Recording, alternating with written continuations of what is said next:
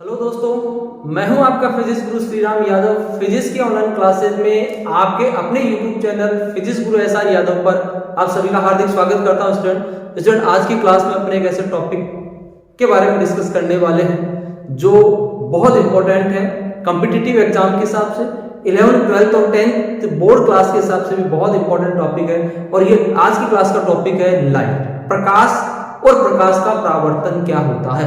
आज की क्लास में अपने इस टॉपिक को डिस्कस करने वाले हैं, तो स्टूडेंट वीडियो के अंत तक बने रहिएगा। चलो स्टार्ट करते हैं आज की क्लास, जिसका टॉपिक है प्रकाश और प्रकाश का परावर्तन।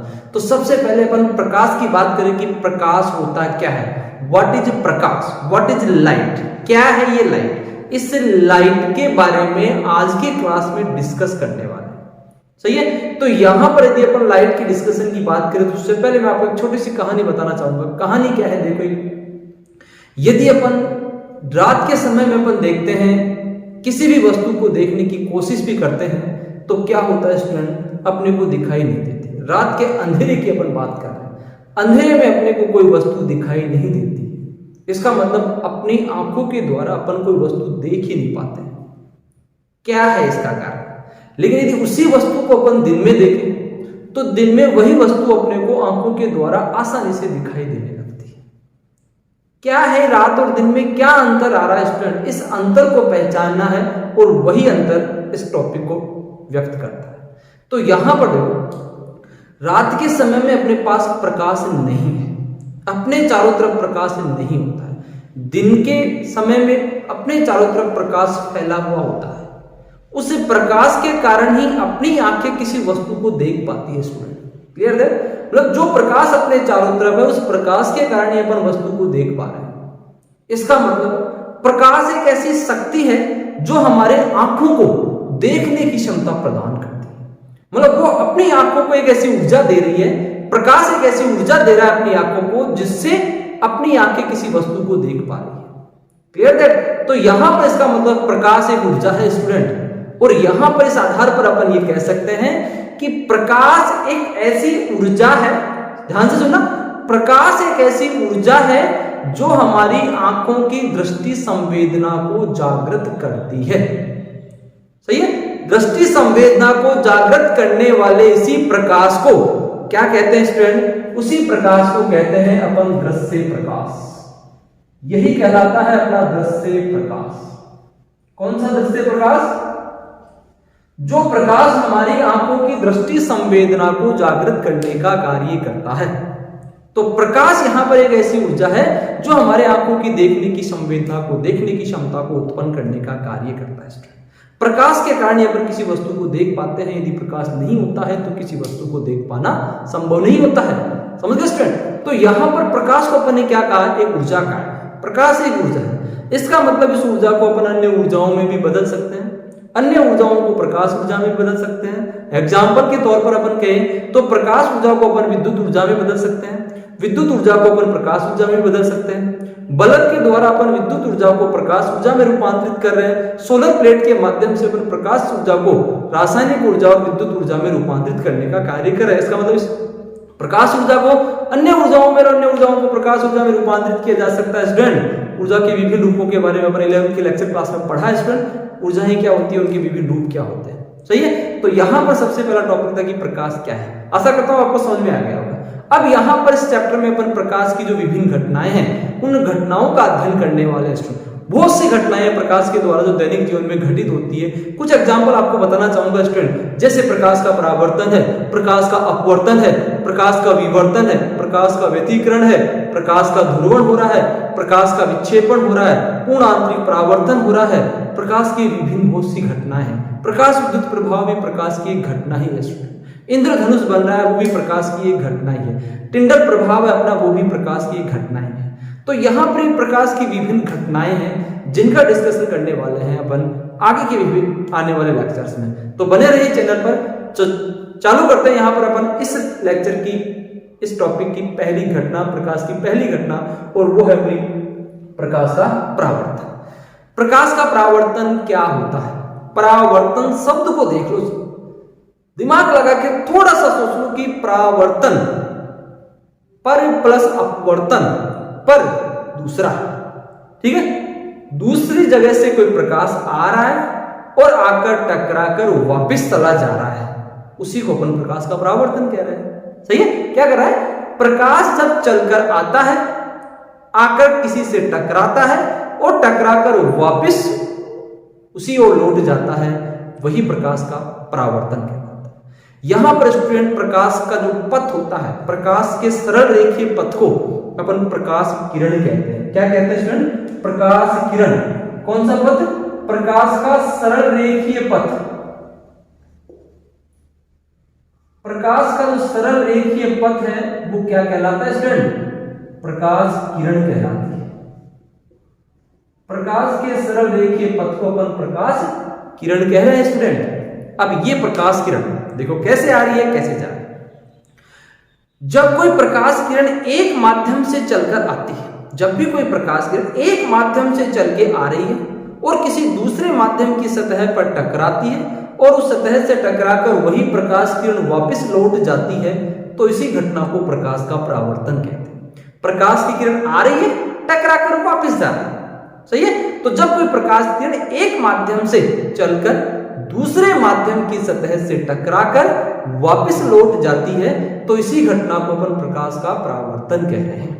तो देखो यहां पर परावर्तन किस घटना को अपन एक डायग्राम की सहायता से समझ रहे हैं। तो देखो यहां पर प्रकाश का परावर्तन क्या है, इसके लिए मैं एक परावर्तक सतह ले रहा हूं स्टूडेंट। ये अपने पास एक परावर्तक सतह है, इसके इस ओर माध्यम,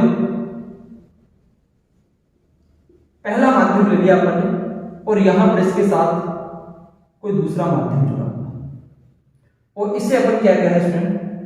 ये अपनी यहां पर एक परावर्तक सतह कहलाती है। इसे परावर्तक पृष्ठ भी कह सकते हैं और इसे परावर्तक पृष्ठ भी कह सकते हैं। ये अपने पास परावर्तक पृष्ठ आ गया जो दो माध्यमों को अलग अलग कर रही है। सही है स्टूडेंट? अब यहां पर अपने एक प्रकाश किरण लेते हैं, एक प्रकाश किरण लेते हैं जो इस पहले माध्यम से चलकर आती है और सरल रेखीय होगा स्टूडेंट प्रकाश का पथ। एक प्रकाश किरण जो एक माध्यम से चलकर आ रही है और इस दूसरे माध्यम की सतह से टकराकर उसी माध्यम में वापस लौट रही है, तो प्रकाश की इसी घटना को अपन प्रकाश का परावर्तन कहते हैं।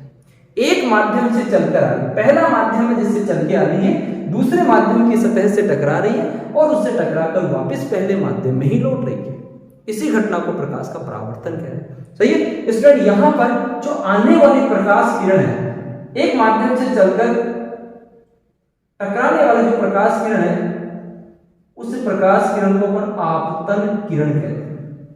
और जो प्रकाश किरण दूसरे माध्यम की सतह से टकराकर वापस जा रही है, उसे कहते हैं अपन परावर्तित किरण।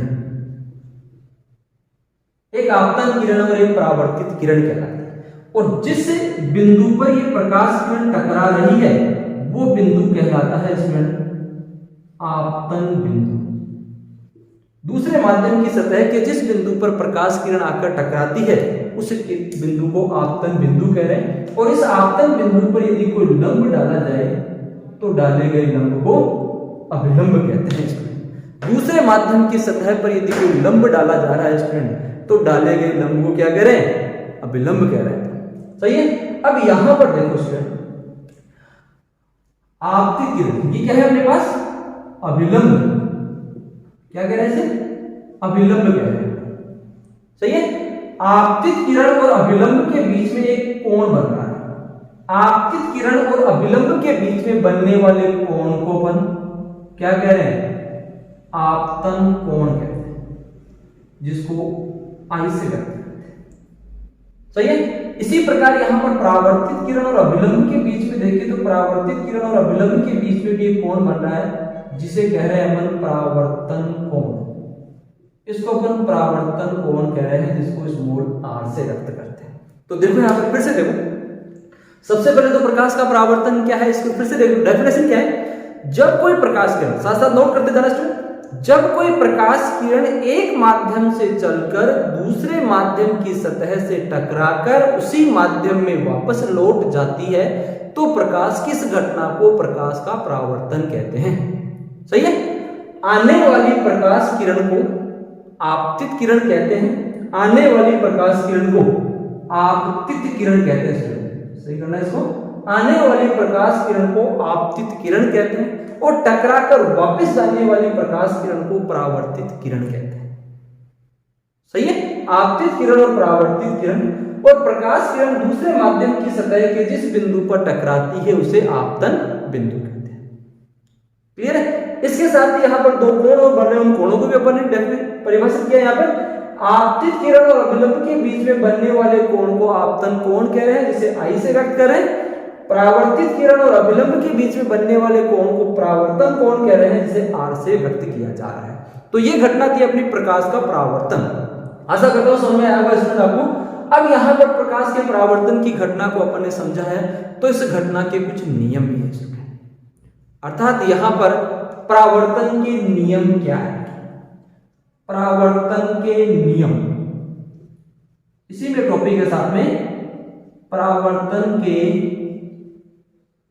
नियम क्या है, वो परावर्तन के नियम, उनकी अपन बात करेंगे। परावर्तन की इस घटना में प्रकाश किस प्रकार एक सतह से टकराकर दूसरी सतह पर वापस लौट रहा है, किन दिशाओं का पालन कर रहा है, किन नियमों का पालन कर रहा है, वो देखें। तो यहां पर सबसे पहले देखो डायग्राम में, देखो पहले नियम को समझने के लिए डायग्राम होता है।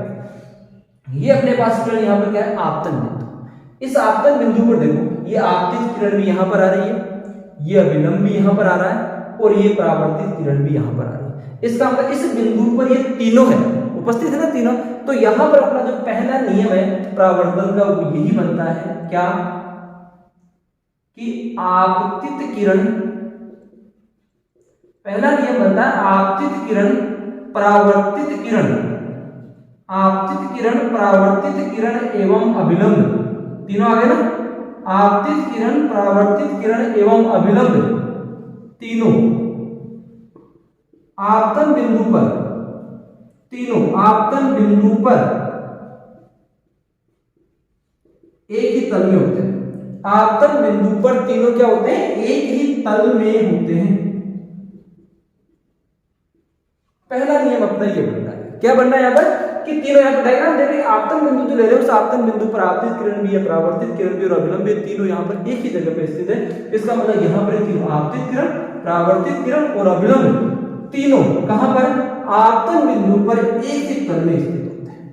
सही है, पहला नियम अपना ये। दूसरे नियम की बात है, दूसरा नियम डायग्राम देखो यहाँ पर फिर से। अपने पास दो कोण बन रहे हैं स्टूडेंट, एक आपतन कोण है और दूसरा परावर्तन कोण। परावर्तन का दूसरा नियम इन दोनों कोणों के मध्य संबंध को ही व्यक्त करता है, जो परावर्तन का मुख्य नियम भी कहलाता है, प्रधान नियम कहलाता है ऐसा। सही है, तो यहां पर ये आपतन कोण और परावर्तन कोण, इनके मध्य संबंध क्या होना चाहिए, परावर्तन के दूसरे नियम के अनुसार इन दोनों कोणों का मान बराबर होना चाहिए। जिस दिशा से परावर्तित कोण आपतित किरण आ रही है उसी दिशा से कोण बनाते हुए वापस लौटनी चाहिए। अर्थात यहाँ पर जो दूसरा नियम बन रहा है अपना, वो दूसरा नियम ये है क्या, कि आपतन कोण एवं परावर्तन कोण के मान बराबर होते हैं। क्या होना चाहिए, कोण आई का मान बराबर होना चाहिए कोण आर के। ये परावर्तन का मुख्य नियम कहलाता है।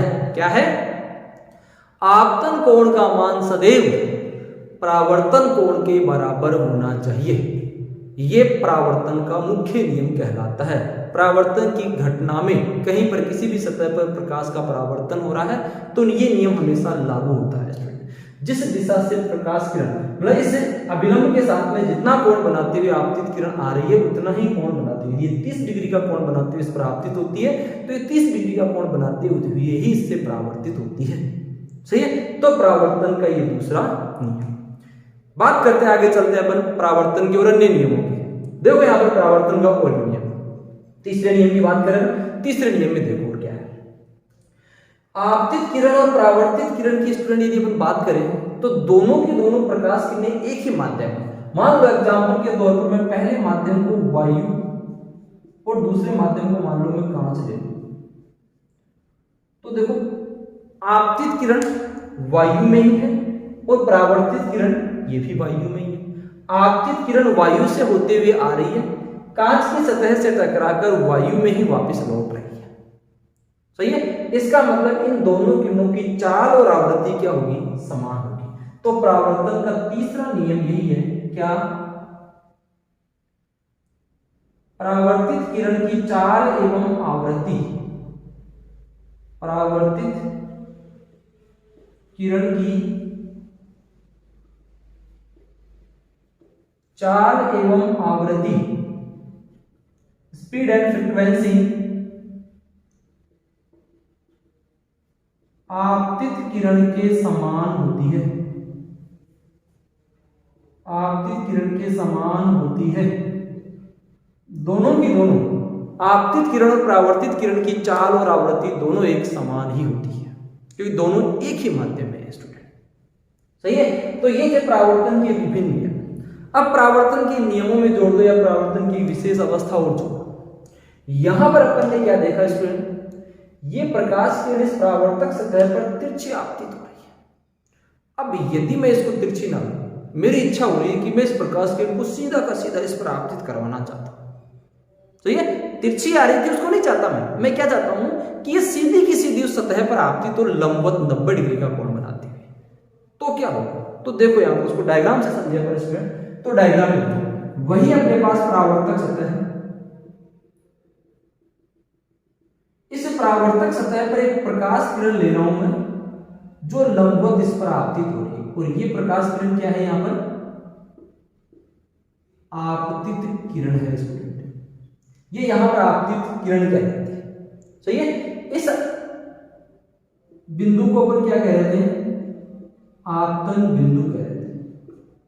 सही है। और ये अपनी परावर्तक सतह है, ये यहां पर प्रकाश किरण इस पर 90 डिग्री का कोण बनाते हुए आपतित होती है। आपतित किरण होगी, आपतन बिंदु होगी। अब परावर्तित किरण कहां होगी, कहां से होकर गुजरेगी, तो इसका मतलब आपतन कोण का मान परावर्तन कोण के बराबर होगा।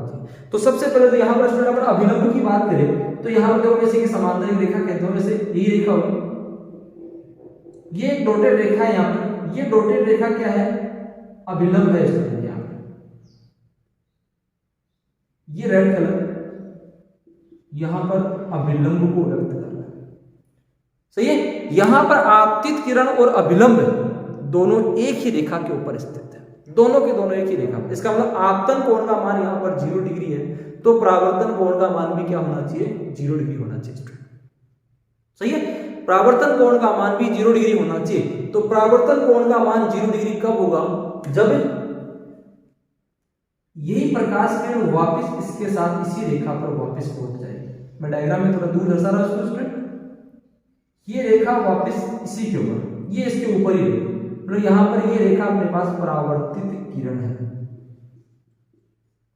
यहां पर आपतन कोण और परावर्तन कोण का मान बराबर है और वो कितना है, 0 डिग्री है स्टूडेंट। दोनों कोणों का मान यहां पर 0 डिग्री है, आपतन कोण का मान 0 डिग्री और परावर्तन कोण का मान 0 डिग्री है। इसका मतलब यहां पर इस डायग्राम से क्या स्पष्ट हो रहा है, देखो डायग्राम को ढंग से देखो।